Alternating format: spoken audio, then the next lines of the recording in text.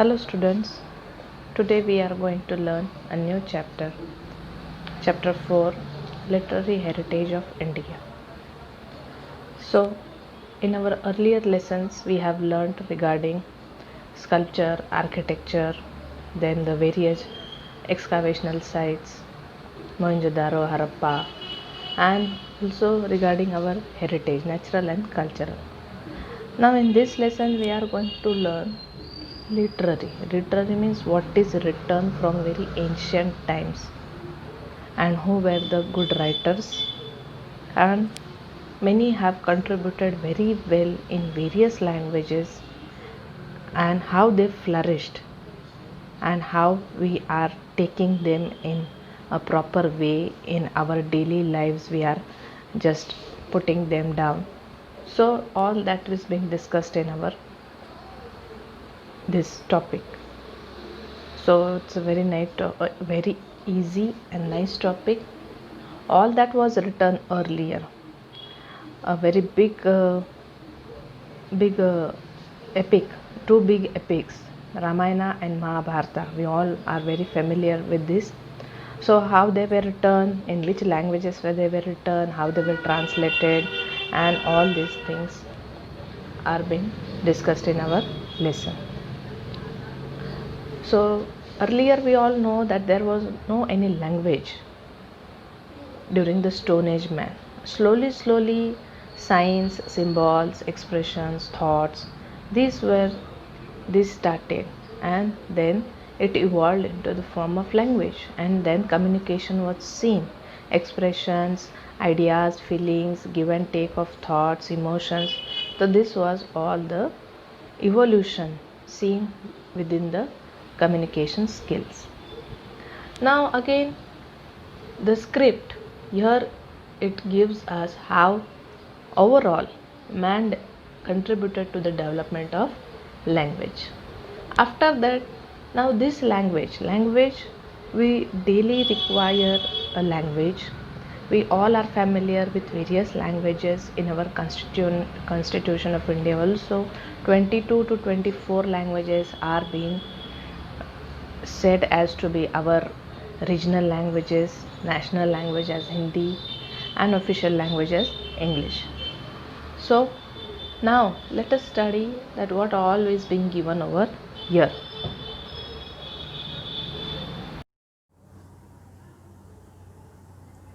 So continuing further, our Indian literature is also known for its diversity and uniqueness.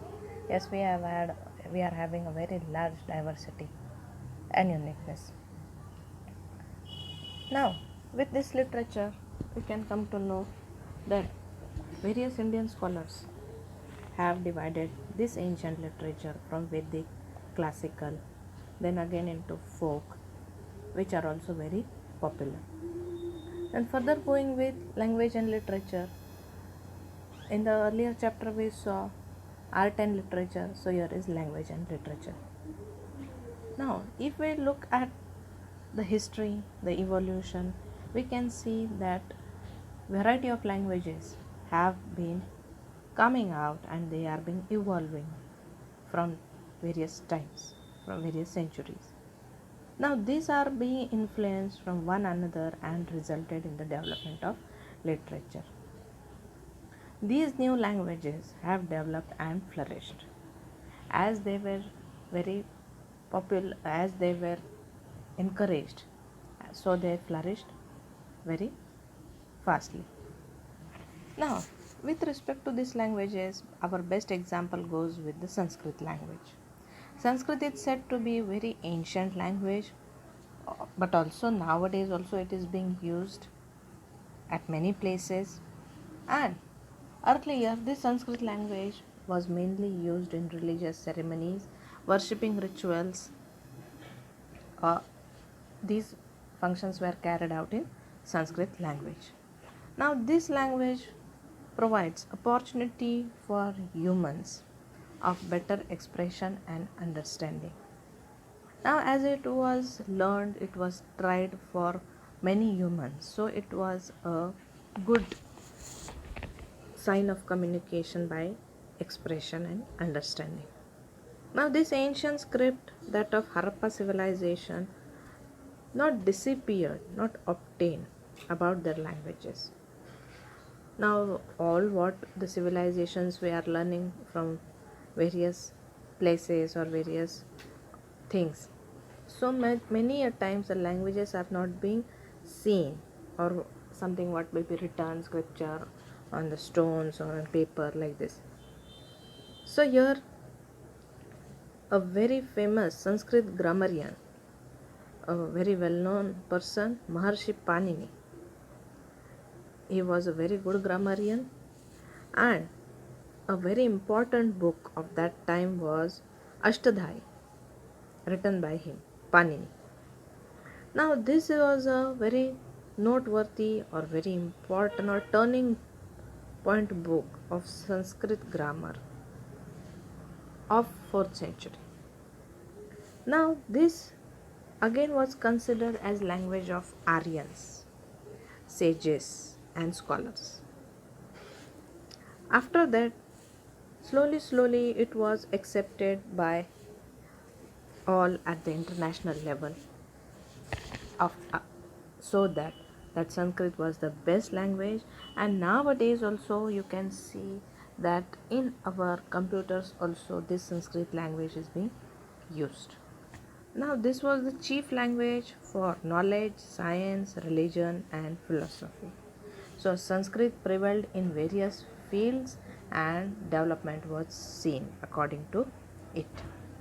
Now, when we move towards our ancient Indian literature, so what it tells us? So, it tells about the Vedas, the very sacred Vedas written in the very ancient centuries. So, what are these Vedas? These Vedas are said to be as knowledge, and they are four in number. So, that are all being discussed in our text. So, let us see what it tells. So, first one goes with the Rig Veda, second Samveda, third Yajurveda, and fourth Atharveda. Now, what these Vedas tell us, have a look. We will have a look to it. Rig Veda, the most ancient book of Indian literature, is Rig Veda. Consists of 1028 verses, wonderful work divided into 10 divisions. Most of verses are prayers of God used during the yagnas. Verses those worshipping Usha, goddess of dawn, are fascinating. Work describes political, social, and religious matters of Aryans who were residing in the region of Sapta Sindhu. Now, regarding this Veda, Rig Veda, it is said to be as the very ancient book. Then again, it consists of 1000 verses, said to be as the wonderful work divided into 10 divisions, mostly used during the time of yagnas, and again for worshipping the goddess of dawn. After that also many of the things like social, political, religious of Aryans who were living in the region of Sapta Sindhu, that is being described in this Rig Veda. Then going with the Samaveda, Rig Veda comes the first, then after that it was the Samaveda. It was focused on the process of recitation of verses, so known as Gangotri of music. Now, this Samaveda was all the verses written in the Rig Veda was the recitation. So, it is known as the Gangotri of music. Then Yajurveda, Veda of Yagnas, composed both forms, prose and verse. Describes hymns recited at time of yagyas, religious practices and rituals. Now here they are telling that somewhat part of the Rig Veda is again recited, that in both forms, like prose means in a typical writing manner, a directed speech, and in the verse in a rhythmic manner.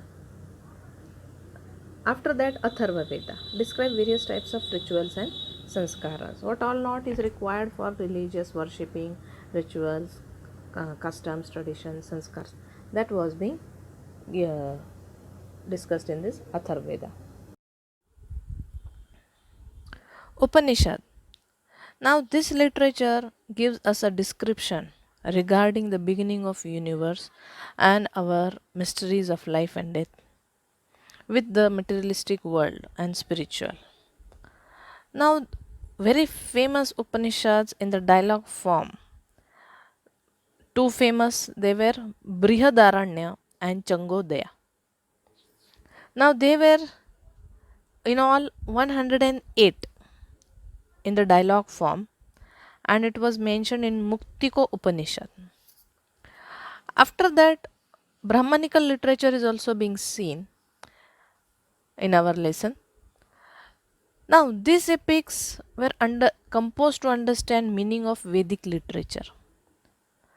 Now, this was based on appreciation of Vedas, many a times composed in poetic form, that was included in Brahmanical literature.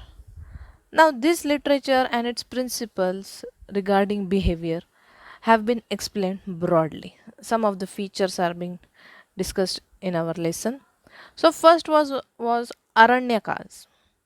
Now, these Aranyakas are said to be as the life of the people based living in the forest, or many a times those who have left their homes for in the search of peace.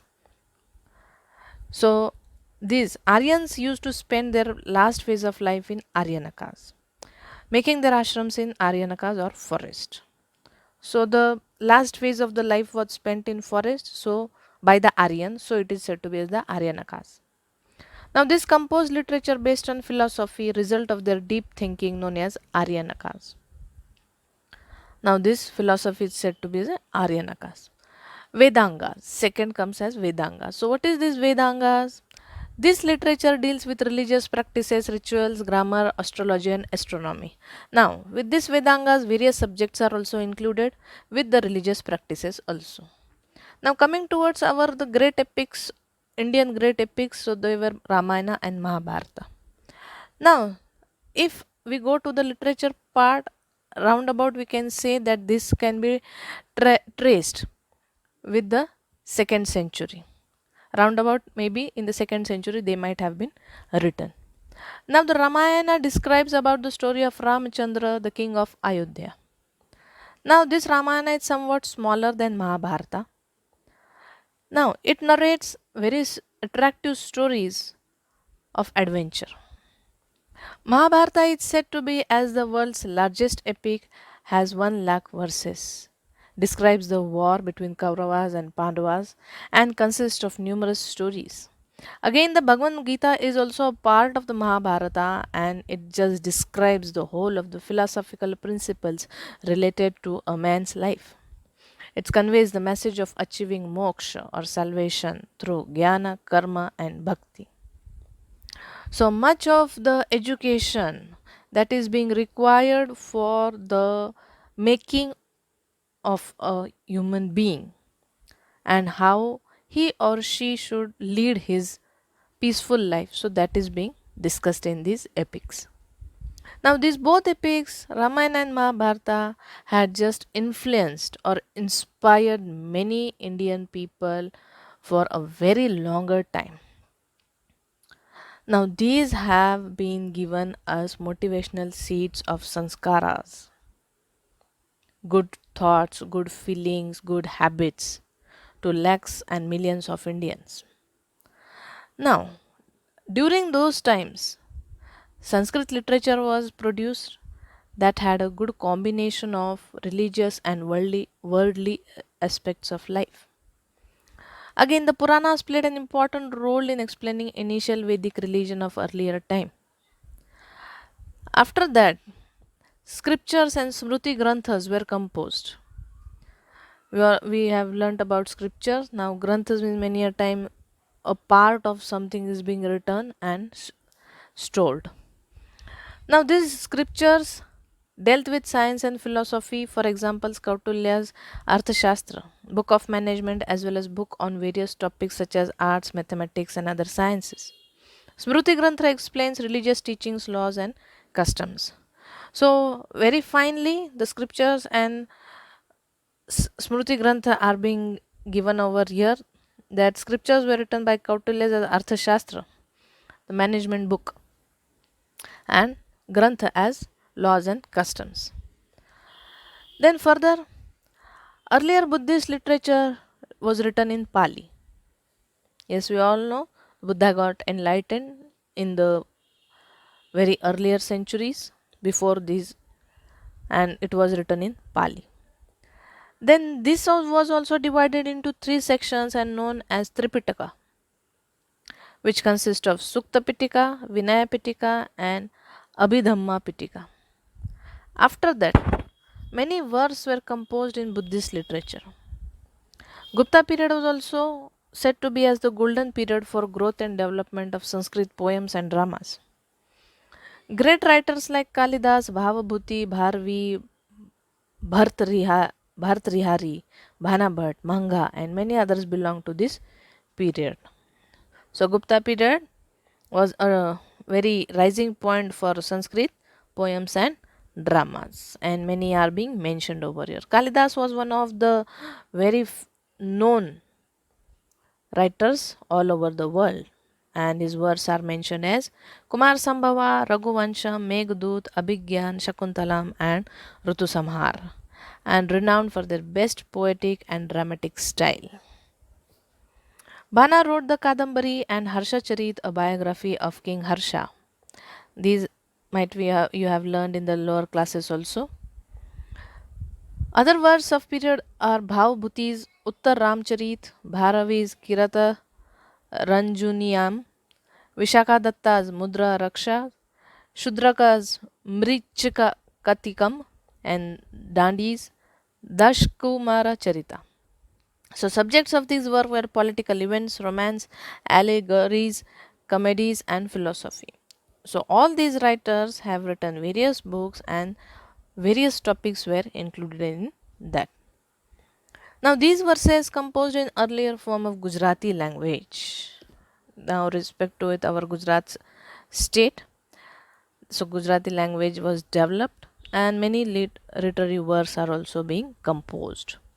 Now, with respect to our Gujarati heritage, so it was again very prosperous and very good contribution of various famous writers are being given. So, they are Narsimha Mehta, Mirabai, Dayaram Akho, Premchand, Pritam, and also others who composed beautiful verses, songs, garba, narrative poems, and chapas.